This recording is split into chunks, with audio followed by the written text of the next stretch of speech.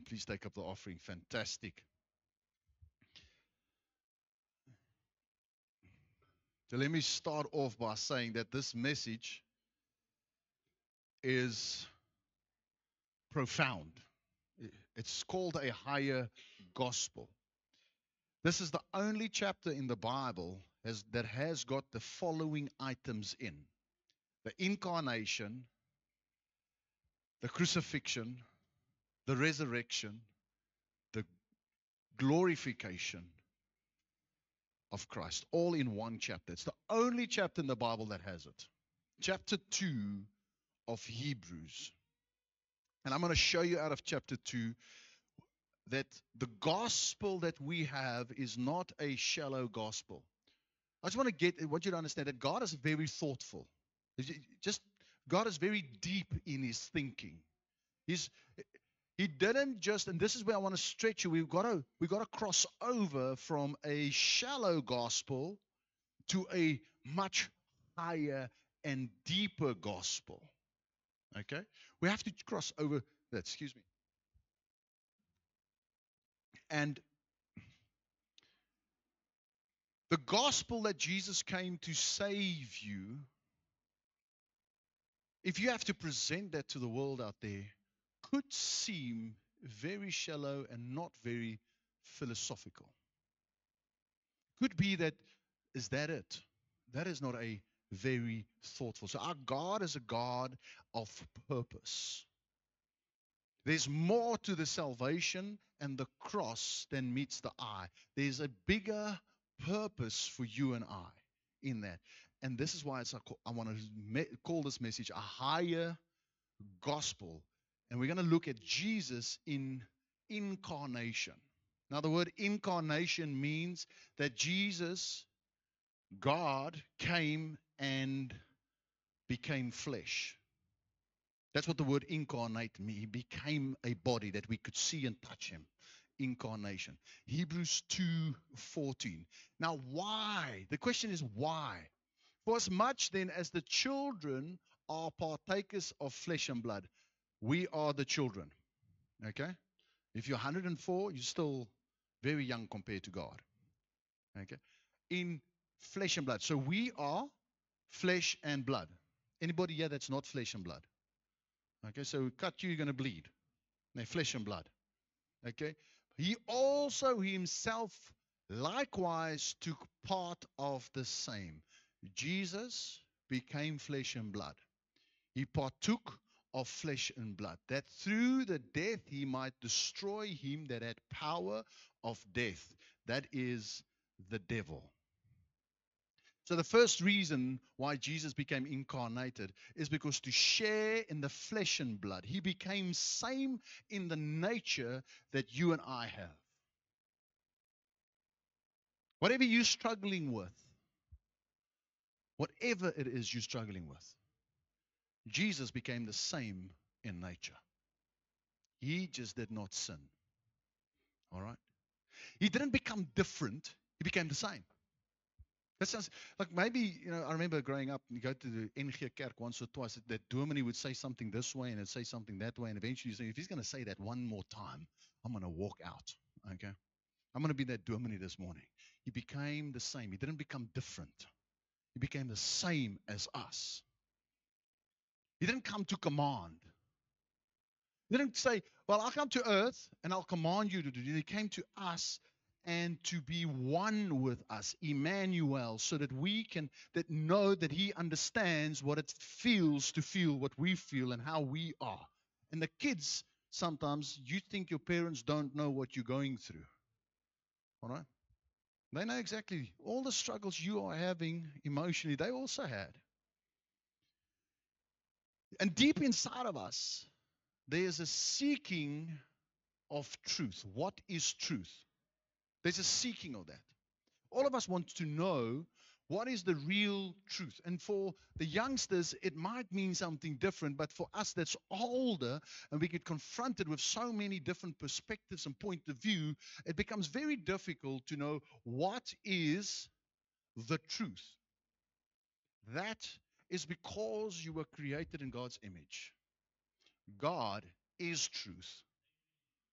Therefore, there's a seeking inside of you for truth. You want to see, there's a deeper reason why Jesus became flesh and blood, to partake of the flesh and blood. You see, because he wants us to know that he knows what we like and that we seek him. Go to John there. And the Word was made flesh and dwelled among us. And we beheld his glory, the glory of the only begotten Son of the Father, full of grace and truth. Can you see that Jesus became flesh? The Bible says this is the Antichrist, and there are many Antichrists in the world. Those who say that Jesus did not come in the flesh are the Antichrist. Anybody says to you that Jesus was just a story, he didn't really come, the cross didn't really happen, it was just a picture so that we can understand, that's the Antichrist. They are anti-Jesus. Jesus came in the flesh. He came to establish his kingdom. Now, if I say he came to establish the kingdom, his kingdom and the church, we don't, as Westerners, we don't understand kingdom. We don't understand how a kingdom works. We understand democracy. We can vote. God's kingdom, there's no voting. There's a king that says, this is how it will be. And remember, he will always, always, always act on your behalf, good for you. He will never, never, his intent is never to harm you, never to make you sick, never to be bad towards you. His intent is always to have it work out for the best for those that love him. If you don't love him, the guarantee is not there. But those that love him, the guarantee is there, that he'll make all things work out for the good to those that love him. So, but we think in corporation. God's corporation, how his company operates. He came to earth, to flesh and blood, to establish his corporation, his kingdom, and how he runs his corporation, what works in his corporation. And part of that is the church, God's kingdom and God's church. One of the reasons why he came is to establish that. It goes, can you see now, just to be saved? Just to be saved is a big, big thing already. But there's a bigger purpose for you and I. And that purpose is that God's corporation and his church. And his church has got a purpose, a function. There's a reason, a higher gospel. God's purpose and the church. And the church's role. When Jesus came to the earth, after he got crucified, the church grew. With the apostles, and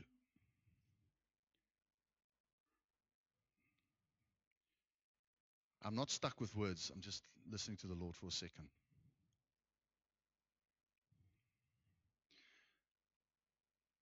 Ma'am, can I speak to you quickly? What's your name? Sorry? Kolwani. Where are you from? Hartepies, up there. Oh, all right. What are you doing down here? Are you moving here? Okay. Because the Lord just says that, and I don't know, but this is what I'm experiencing. That's why I stopped. And it's like, Lord, and the Lord says, you need to speak to that lady. Okay. God wants to know that he wants you to know that he knows you. He sees you. The concerns that you have, the worries that you have, he sees that. He knows about it. He knows that there's something that draws you back there. And maybe a bit of your heart is back there. And God says, I'm going to be with you where you are. I really experienced the Lord wanting to affirm this morning that he's well aware of you. He's well aware of you. You're not a stranger to him. Okay. Does that fit? 100%. Thank you, Father. Thank you for your word. See, the role of the church is laid out in Revelation. Because in Revelation, the letters are written to cell groups. All the letters in the Revelation are written to cell groups, am I right? Or they're written to ministries. I've got some ministry running here and I've got some ministry running there. No, the letters are written to the church. God's end time plan for the earth is not ministries and cell groups and gatherings, it is the church. That's why he writes letters to the church. So there's a bigger purpose why Jesus became. The next thing under incarnation is to be made like his brothers in all things. Hebrews 2:17. We see Jesus, Hebrews 2:17. We see, wherefore, in all things it behoved him to be made like unto his brothers, brethren, that he might be merciful and faithful high priest in the things pertaining to God, to make reconciliation for the sins of the people. So we need to understand that Jesus has empathy for you. He's got sympathy for you. And we need to know that. We need to know that the God, the Jesus, the ambassador, doesn't look at you and say, oh, shame. Get over it. Suck it up, baby. Yeah? Walk it off. You know? He knows what it is to struggle with the stuff that you struggle. And he's got sympathy for that. He's got sympathy for that. He knows what you're going through. He is the firstborn child of God. After that, we become many brothers or siblings. We are weak and fragile. We make mistakes. We don't have all the answers. Our confidence wavers. I don't know. Maybe some of you guys wake up every morning with all the confidence in the world. I don't. I wake up some mornings, I've got no confidence. I'm going to lift my Lord. You're going to be the lifter of my head today because there's no confidence. No resolve. He was made the same so he can sympathize with us. So next time you pray, know that Jesus sympathizes with you. You need to know that. It doesn't matter what you're going through or what you are conquering. Maybe you're doing very well and you're just struggling to keep your feet on the ground. He knows what that is too. He sympathizes with that too. All right. The next thing is crucifixion. Hebrews 2:9. If we can go to Hebrews 2:9. Okay. But we see Jesus, who was made a little lower than angels for the suffering of death, crowned with glory and honor, that he, by the grace of God, should taste death for everyone. In crucifixion, this is a deeper gospel, a higher gospel. In crucifixion, Jesus tastes death for us. He tastes death for everyone. Why? Why does he do that? Number one is to reconcile all things to himself. And now I'm preparing, and the word of God starts convicting me. Because over there it says for every man, but that every means all things as well. Go to Colossians for me. Colossians, having made peace through the blood of his cross, by him to reconcile all things. Now, can you understand that there's a difference here? For me, this challenged me. This just broadened the way I look at the gospel. All things do not pertain only to humans, but to all things, all creation. Unto himself, by him I say, whether they be things in the earth or things in the heaven. So suddenly, the gospel becomes a little bit deeper and a little bit wider and a little bit bigger. You see, if we look at Noah's Ark is a figure of salvation. There weren't just humans on the ark. There were animals. Now, if you know me at all, you know that I love animals. But I am very, very outspoken and cautious about worshiping animals and about worshiping nature. Because there are people that, well, they were here before you. And one person said to me, oh, you can't Have dominion over the animals because they were here before you. I said, that's fantastic. If a swart mamba, a black mamba, mamba negro in Portuguese, okay, has a lair or, and lays eggs in your house, and all these baba, baby black mambas, that they come out and they are in your house, and you got small children, what you going to do? So I'm going to kill them. Oh, but they were here before you. No, no, sir. You must have dominion. You must rule over that. Okay, so there's a balance to be had here. But where I am challenged, and if you know who I am and how I am, you would know how much this challenges me. You say, whoa, animals are not going to heaven. Okay? I don't, I don't want to be rude or crude or anything and offend you, but the animal that you love, God redeemed him too. It's part of his nature. But they're not going to heaven because they don't have a spirit. Spirit is what you have. And you are actually a spirit. You have a soul living in a body. An animal just has a soul and a body. He's got will, intellect, and emotions. But he doesn't have a spirit. That's the part that you are created like God. An animal doesn't have that. You can love him all you want. Are there animals in heaven? Yes. But it's not dead animals that went to heaven.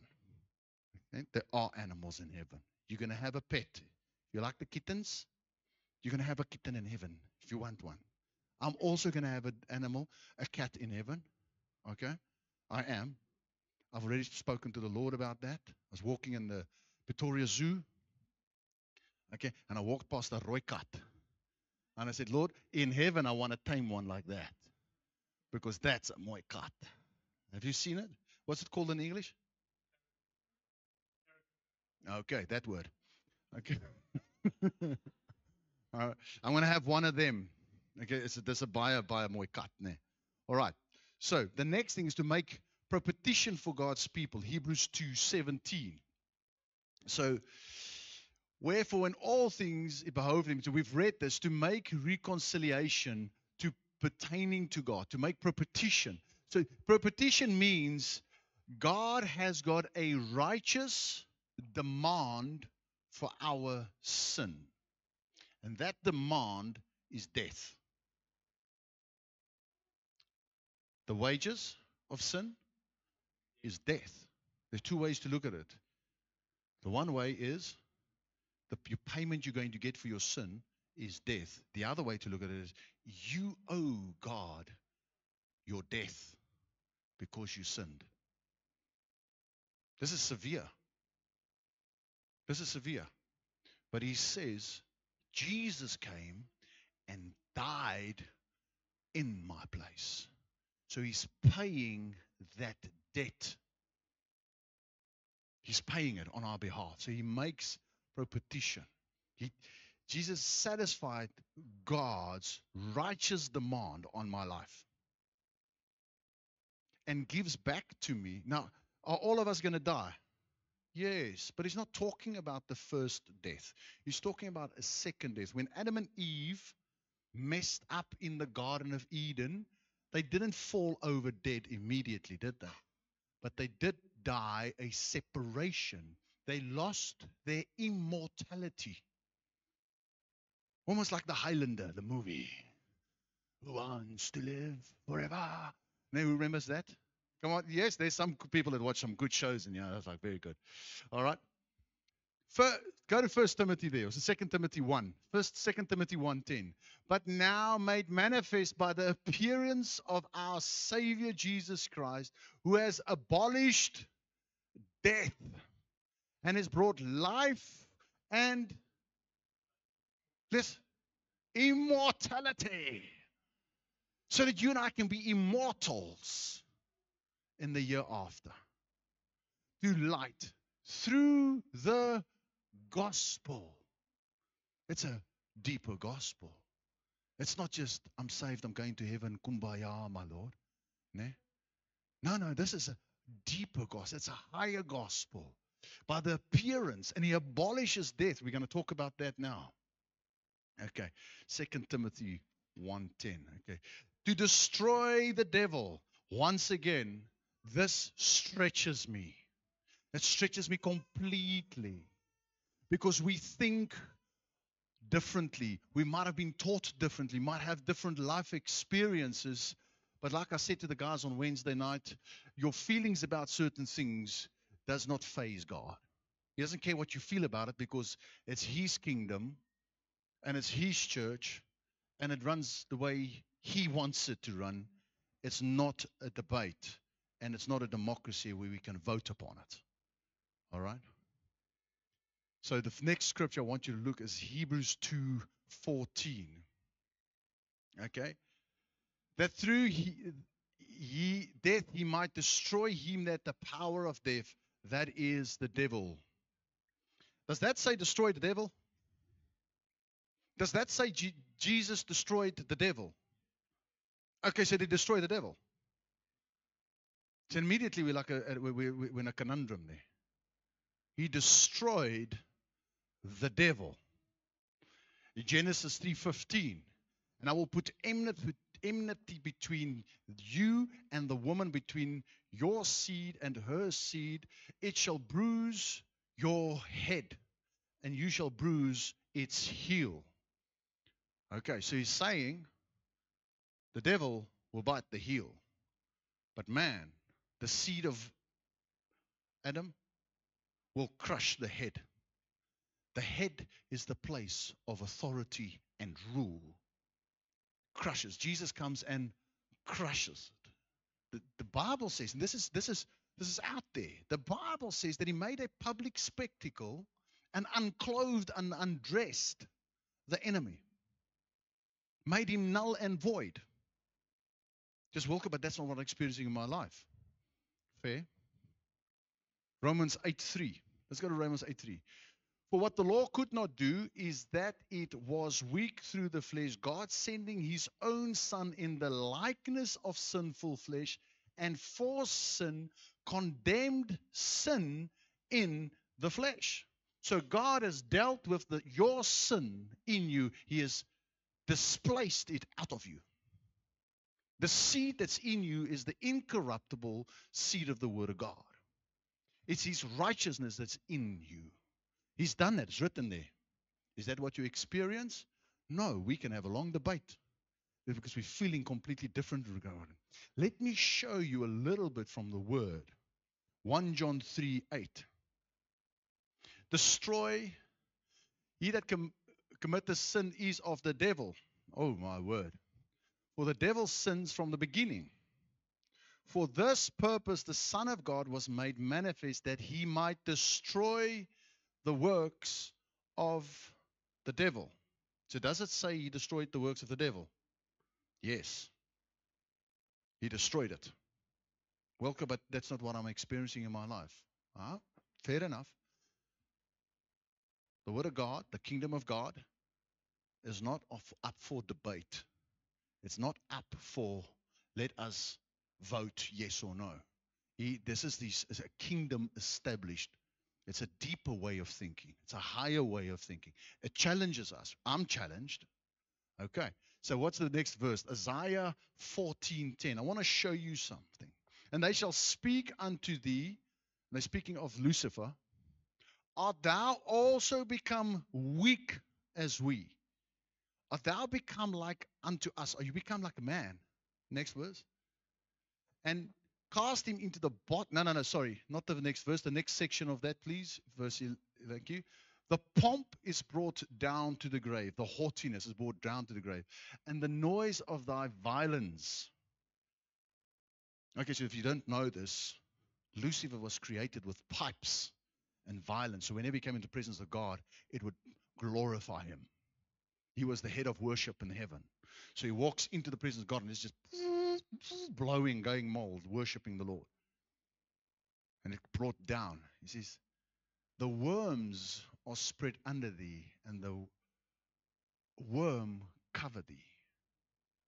You see, Lucifer is covered with worms and man. How art thou fallen from heaven, O Lucifer, son of the morning? How art thou cut down to the ground, you who weaken the nations?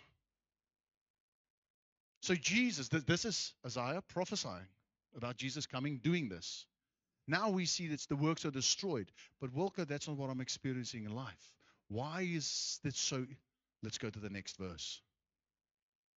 And cast him into the bottomless pit and shut him up and set a seal upon him that he should deceive. And I want you to underline that word. I want you to take notice of that.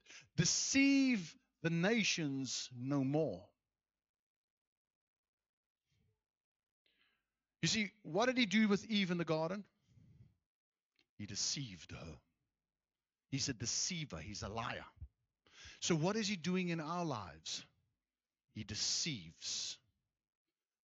He's destroyed, but he deceives. He's got no power, but he deceives. That's what the Bible says. Revelation 20:10, if you go there. And the devil that deceived them was cast into the lake of fire and brimstone. Deceived. Now, we might feel different about it. We might feel completely different about it, but that's what the Word of God says. There's a deeper, higher thing why Jesus went through the crucifixion. To release us from slavery under fear of death. Hebrews 2:15, the next thing. And deliver them who through fear of death were all their lifetime subject to bondage. You see, when you are unsaved, you're scared of death. That's a natural thing. The heathen are scared of death because they don't know what lies beyond it. One of the signs that you are truly saved is that you don't fear death. You don't want to die, but you don't fear death because you know what David writes. Though I go through the valley of the shadow of death, I will fear no evil. Why? Because even there, Jesus will walk with me. He's been through it. He's beaten it.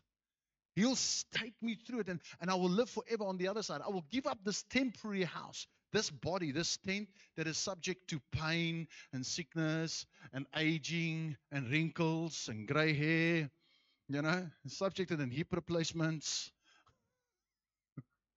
Okay? And that side, give me a glorified body.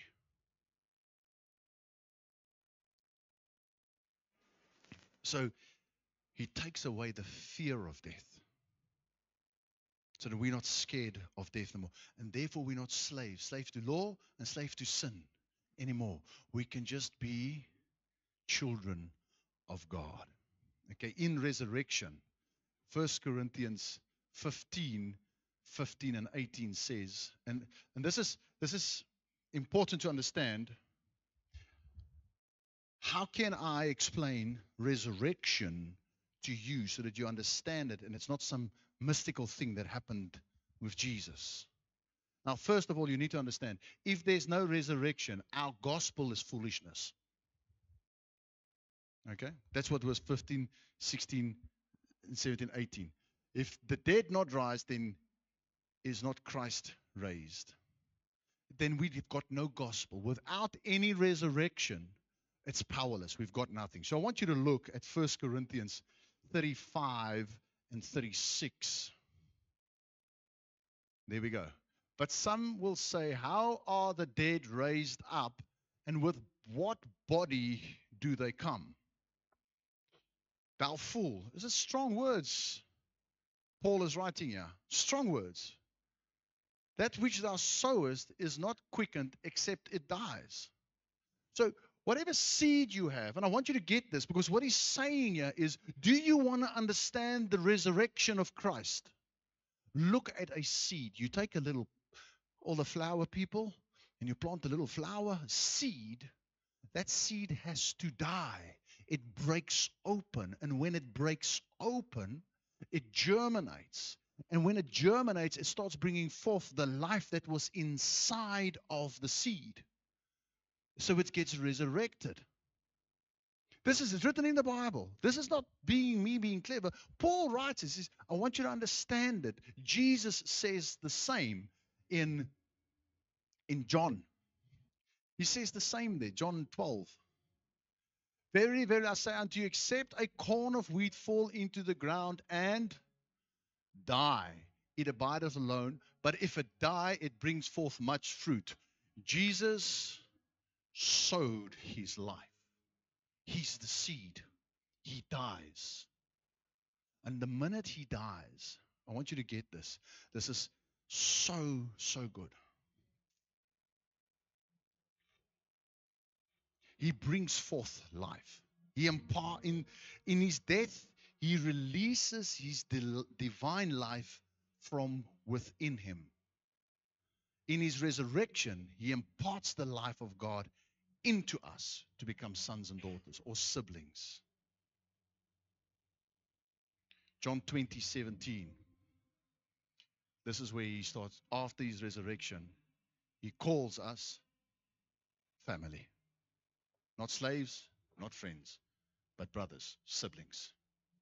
After his resurrection, there's a deeper thing. To declare the Father's name to his brothers. John 1:13. I want you to understand that you are born of God. If you're sitting here today, you are born because God wanted you to be born. There are many people that would like to have children, and they just can't get it right. So if you're sitting here, it's not because, and you can go read that, which were born not of blood, not of the will of the flesh, nor the will of the man. No, we don't have time to unpack that. But of the will of God. You are here because God wants you here. And in his resurrection, he comes and he says, I declare the name of my Father. You see, individually, we are siblings. You're a child of God, you're a child of God, you're a child of God, you're a child of God. But together, we are the gate of heaven. We are the church. You see, there's a deeper, higher purpose for salvation. There's a deeper, higher purpose for gospel. The body is suffering because we don't get this. We want to come to church and leave and go home. And the body is suffering. Where you've got gifts and abilities that I don't have. I take Sari, for instance. Sari can organize. You want to see my way of organizing? Come to my office. Just look at my desk. There's my organizational plan. It's like Kramer. Who knows Kramer? Oh, there's somebody that's like Kramer. It's like Kramer. Whoa! You know? Sari's got a gift of organizing. Thank you for organizing a lot of things. 2 Peter.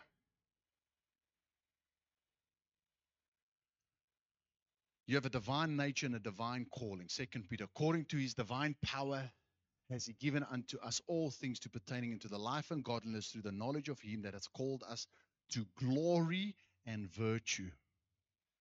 There's more to your salvation than just being saved. To praise the Father, we spoke about that. In glorification. Sorry, I'm going a bit long. Are you guys still here? Can I carry on? Is it good enough? Gripping enough? Fantastic. Thank you, Lord. In glorification, Hebrews 2:10. For it became him for whom all things, and by whom all things, in bringing many sons unto glory, to make them the captain of the salvation, protecting through their sufferings. So he enters into glory. So if you dialed in on Digging Deeper on Thursday night, Charlie, there was a moment of absolute silence where we didn't even know what to say because we just tapped into the glory of God. I've just read from the Bible, the glory. It's undescribable, it's ununderstandable. There's something more. You see, there is a place that Jesus comes and he says, there's glory. He enters into the glory. After the resurrection, Christ is glorified. We see his divine nature. He ascends into God's glory. On earth, despised by man. On earth, we will be despised by men.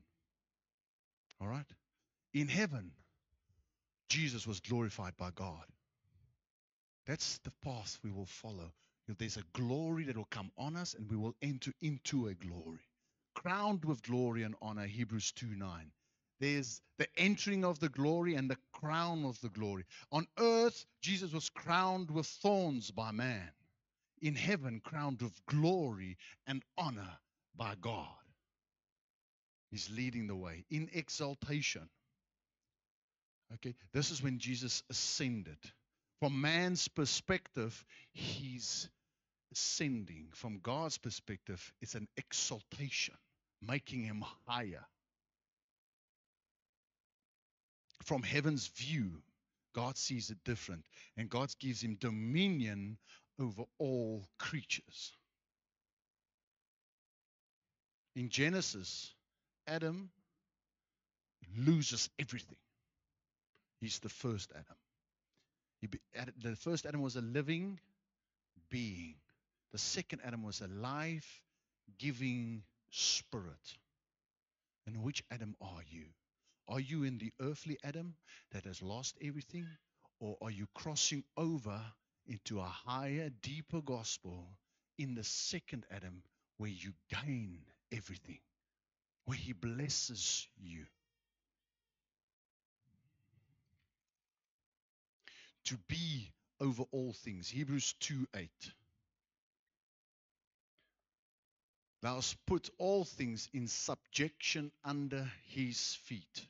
So when they are under his feet, he is over everything. For in that he put all things under him, he left nothing that is not put under him. But for now, we not see all things put under him. We don't see it, but all things are put under him. So the gospel of Jesus, the gospel, the deeper gospel, is a gospel of Jesus in incarnation, Jesus in crucifixion, Jesus in resurrection, Jesus in glorification, and Jesus in exaltation, a higher gospel that we need to cross over. And we need to talk and think in a much higher way of Jesus, in a much higher way of the gospel, because there's so much more than just making it to heaven by the skin of your teeth. There's more to it. Would you please close your eyes? We are finished this morning. Father, we thank